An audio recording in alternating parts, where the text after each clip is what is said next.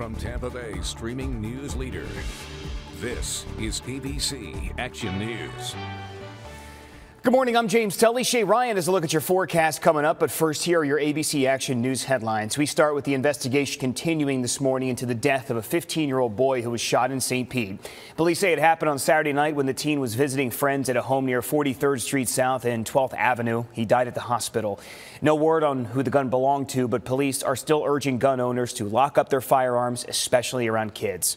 A traffic alert to anybody who uses the Howard Franklin Bridge. The southbound lanes are now closed as crews install overhead signs as part of the Gateway Expressway project. The work will be done weather permitting. The bridge expected to reopen at 5 o'clock tomorrow. FDOT says there are some detours in place.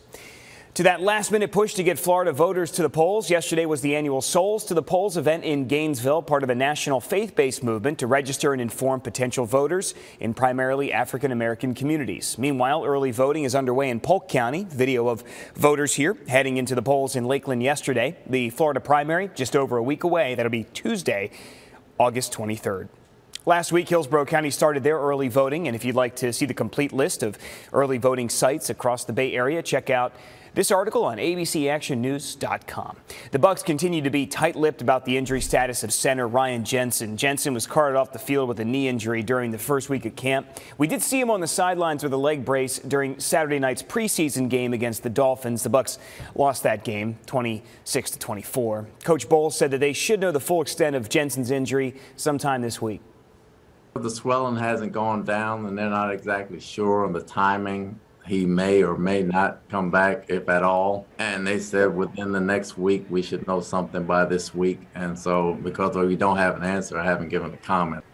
Bucs fans, of course, hoping for the best news there. The Bucs are going to be in Nashville this week for joint practices with the Titans Wednesday and Thursday. They will play their second preseason game on Saturday at Tennessee. Turning things over to Shay Ryan now, watching your forecast on this Monday. Hey, Shay. Hey, and we are looking at a pretty typical trend for this kind of for this time of year. We've got an onshore flow, so that means that we've got a chance for showers and storms closer to the coastline early in the day, and then those showers and storms will continue to move east through the afternoon, tapering off closer to sunset. So we won't see that rain really sticking around once we get into the later part of the night. However, even into early tomorrow, we start to see that chance for rain setting up along the coast again. So pretty typical weather for this time of year, and expect those highs to be near 90 degrees.